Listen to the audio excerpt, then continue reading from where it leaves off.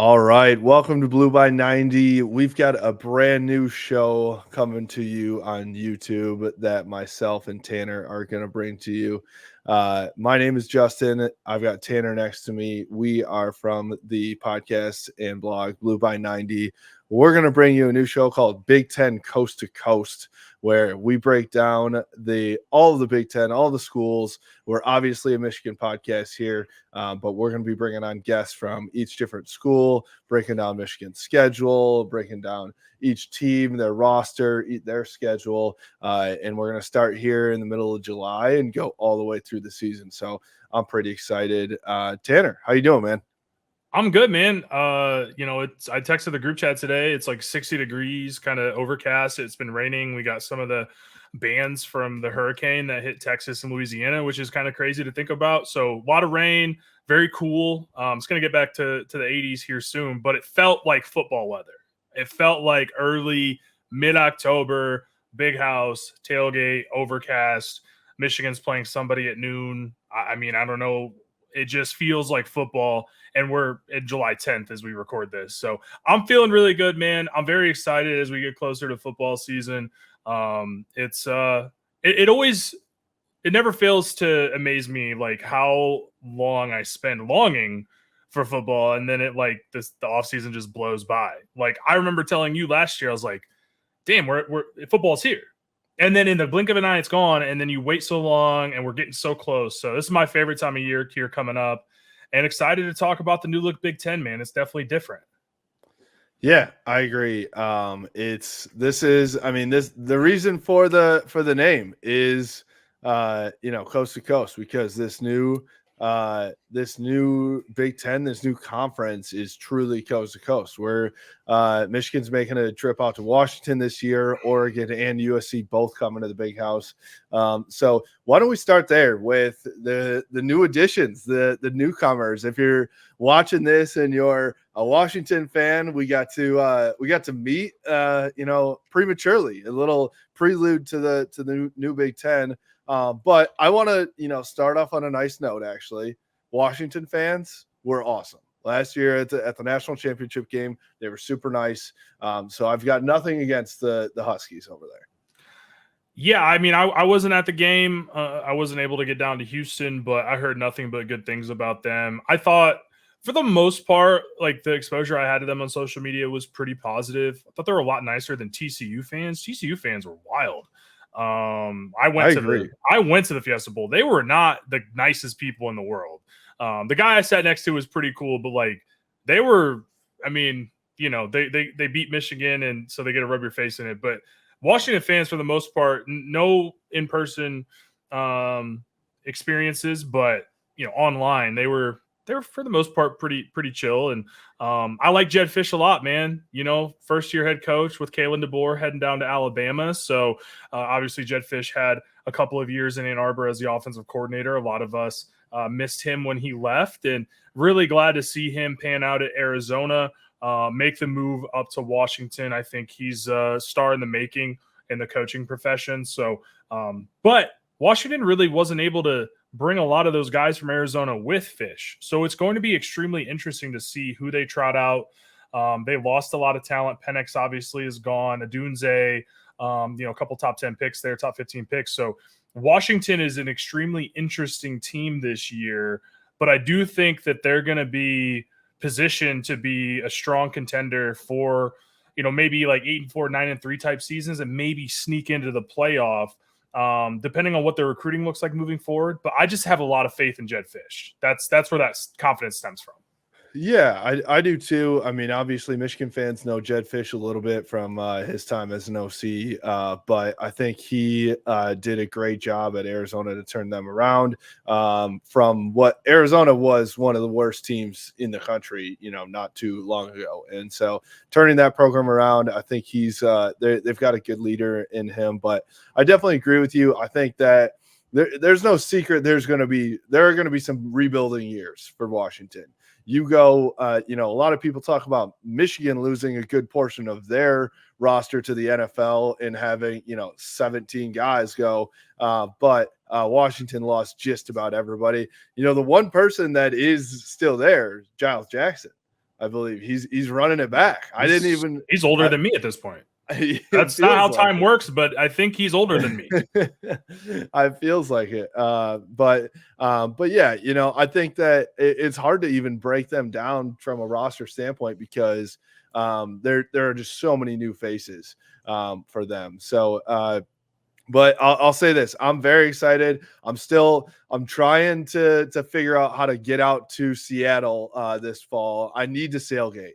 I absolutely need to sailgate. So I might need to make that trip out to I was trying to go in 2020 Washington. And then something happened and derailed a lot of plans for a lot of people. So I don't know if I'll be able to make it this year, but that's definitely now.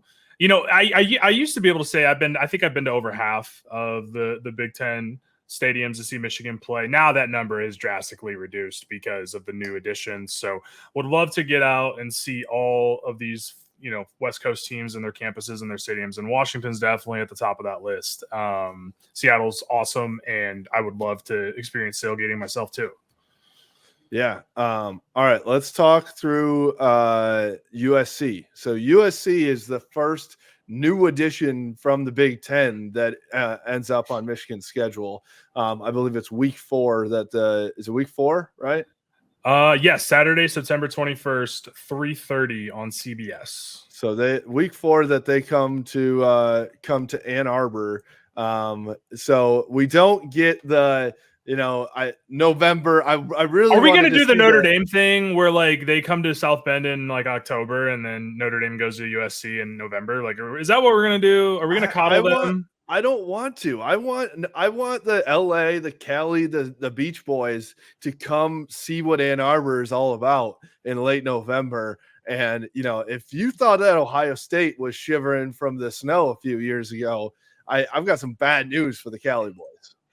I want to see it too, man. I don't want to come. I mean, it's interesting. And this is a broader conversation that we can have later on. But it feels like some of these, I don't know, it feels like there's some coddling going on from the Big Ten around here because Michigan plays 3 of these 4 teams. Certain schools, certain established Big Ten schools may only play 1 of them. I don't know where that comes from. Who would that? Is there somebody in particular you're thinking? I think it's the team that Michigan's beat 3 years in a row. Okay. There's quite a few of those teams, though. I was going to say, it doesn't really narrow it down. No, but I'm sorry. There is one that comes to mind. But anyways, go on. No, so I definitely would like to see more of these marquee matchups. I want to see Ohio State USC. I want to see Ohio State Washington. We're getting Ohio State Oregon this year. But it just feels like, some of these schedules are super imbalanced, which is really interesting. But when you look at USC schedule, they start out on Sunday, September 1st of Labor Day weekend against LSU in Vegas. So brand new starting quarterback, Caleb Williams is gone. Yeah. Going to be extremely interesting to see Lincoln Riley. They're basically the same team, USC and LSU. Like they don't play defense at all. So I don't know what happened to LSU because they were always known for being very stout. And now they're just, you can run all over them. You can score 50 points on them. But they may score 60. That's the problem.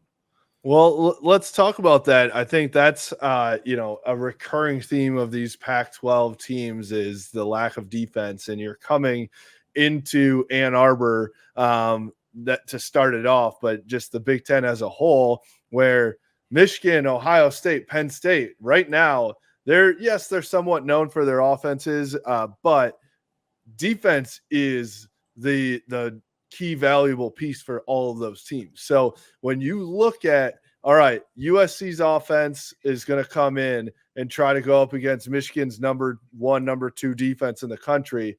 How do you see a post Caleb Williams USC offense faring there? It's going to be really interesting. I think this is probably going to be one of the tougher coaching jobs for Lincoln Riley since taking over at Oklahoma, right? Like maybe he'll turn water into wine because he's done it before. But at the same time, you look at the quarterbacks he's had, and you got to give him credit for those guys at the same time. But when you look at his tenure at Oklahoma with Baker Mayfield, with Kyler Murray, Jalen Hurts, Spencer Rattler. Spencer Rattler, you can say what you want, but in 2020, dude played lights out. And there was a reason going into 21 that he was Heisman first overall pick chatter about him. And then Caleb Williams. So, it's going to be extremely interesting. I know they probably got some 5-stars on their roster at quarterback that they've recruited. But I think it's going to be really interesting. Like I said, they've got LSU week 1. Their third game is Michigan coming off of a bye. They do have Penn State coming into the Coliseum. And they've got Notre Dame still on the schedule as well. So it's going to be really interesting. They have 4 ranked opponents at least to start the year, or we'll assume that are going to be ranked with the teams that I just mentioned. Otherwise, they've got Wisconsin at home. They go to Minnesota in October. They go to Maryland. They've got Rutgers at home. They go to Washington in November. They've got Nebraska coming to the Coliseum in November, which will be extremely interesting. They've obviously got their game with UCLA, and then they finish the season with Notre Dame at home. So it's going to be really interesting. I don't know. I mean, it's just such an unknown at this point with these teams coming into the Big Ten with the difference in play style. I don't know what to expect. I mean, I think Oregon's going to come in and be pretty good, but I don't know. I agree, and we'll get to Oregon in a second. Yeah. But I think they're another example of it where we talked about USC's offense versus Michigan's defense, but nobody's talking about Michigan's offense right now.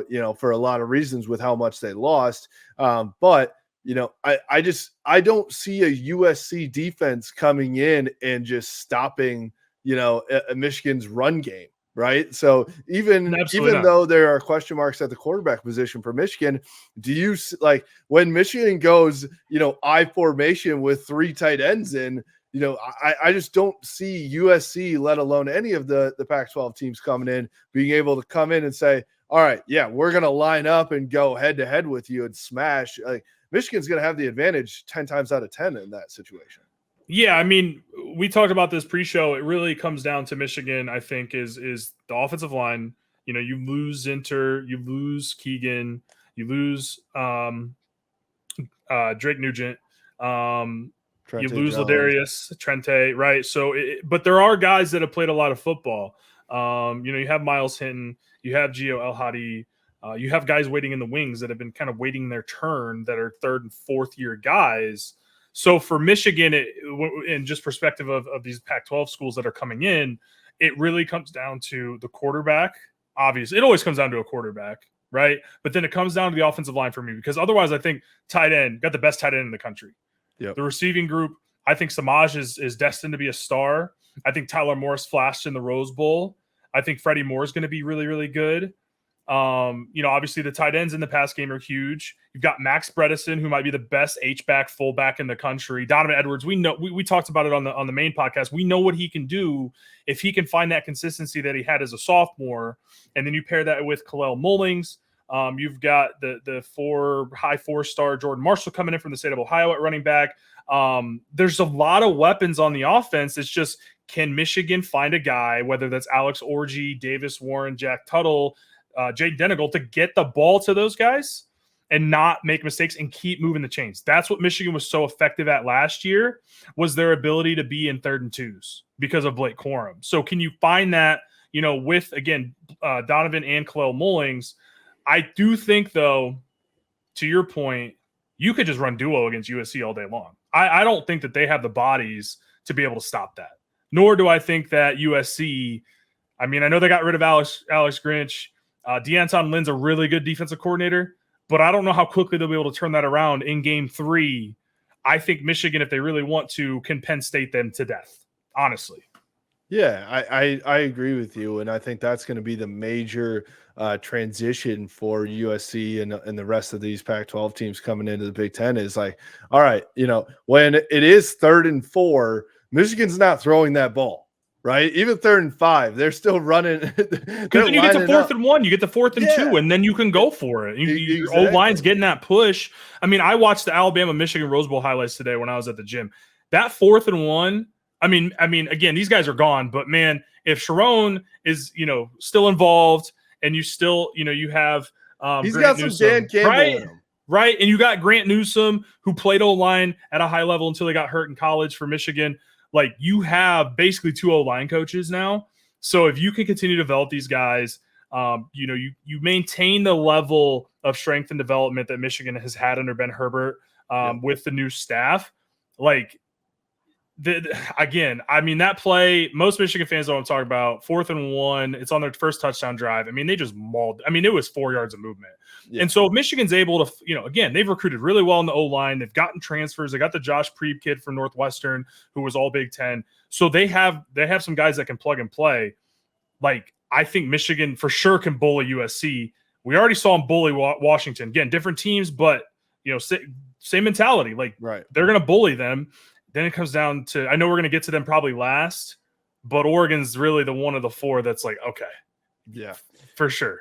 Well, we'll get to them in a second. I want to jump on UCLA, the other team from LA, which I think is probably, as far as right away, going to have the toughest time it coming into the Big Ten, just because they have not had great success here in recent years. But I just took a peek at their schedule before we jumped on here, and so they start out at Hawaii. First of all, I love that, going to Hawaii. That's kind of cool, actually, coming from LA. Which is Hawaii actually? I believe they do not play at the Honolulu No, Stadium Aloha Stadium. Yeah, no, yeah. It is I think abandoned. I'm not sure Something like where that. they're playing. I don't know. I believe they were supposed to be building an on-campus stadium. But yeah, I mean, Anyways, there's worse places to go than Hawaii. I was going to say in September, August 31st, there are very much worse places to be than Honolulu. That feels like that should be a week 0 game, though. I agree. That would be a fun week 0 game. And also, we've talked about this on the podcast. Hawaii needs to wear throwback rainbow jerseys there too. So that should be their uniform all the time. 100%. So they go to Hawaii. I'm going to chalk that up as a win. Then they play Indiana at home. Also, the Hoosiers in September going to LA. Not terrible.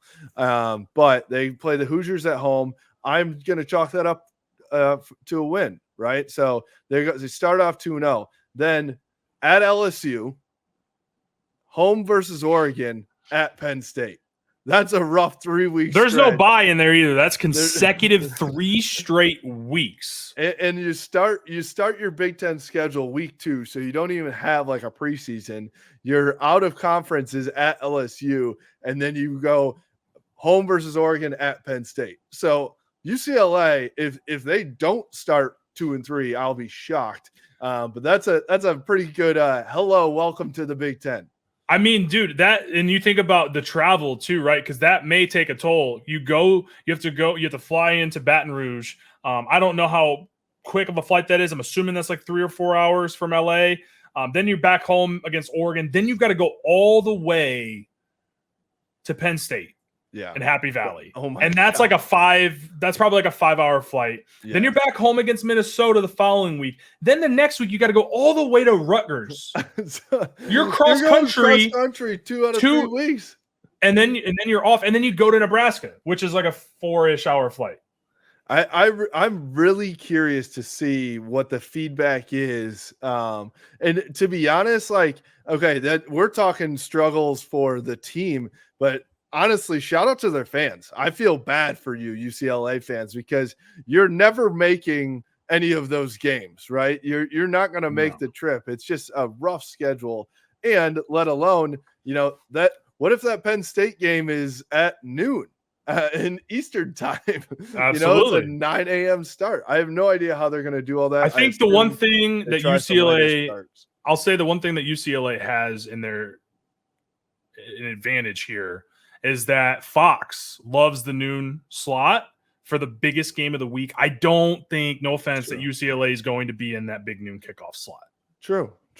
That's fair. That's a fair assessment. All right. So last but not least, for the new additions to the Big Ten is Oregon, who does come to Ann Arbor as well. There's a chance that is a pivotal game in the Big Ten, let alone the entire college football season.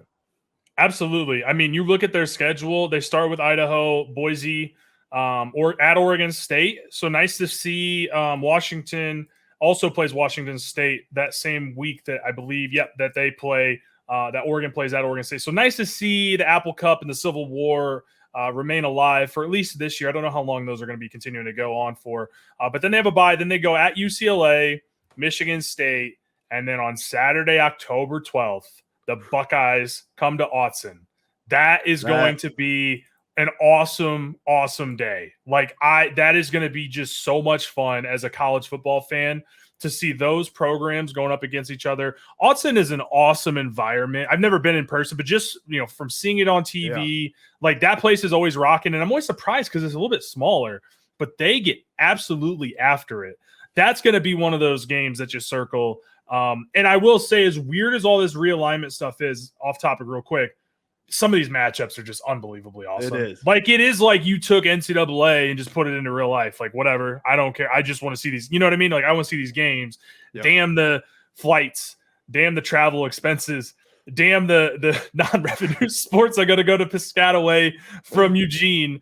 Let's just get these football matchups in here because that is going to be one of the biggest games of the year. But then, like you mentioned, a few weeks later, first Saturday, November, Oregon comes to the Big House. We're going to be there. I'm going to make that one happen. I don't care. I'm saying it now. That is going to be an absolutely electric atmosphere. We're going to be getting after it. Probably going to be big noon kickoff. We're probably going to get there at 5 a.m. I don't care. I mean, we might sleep there on Friday night. You never know.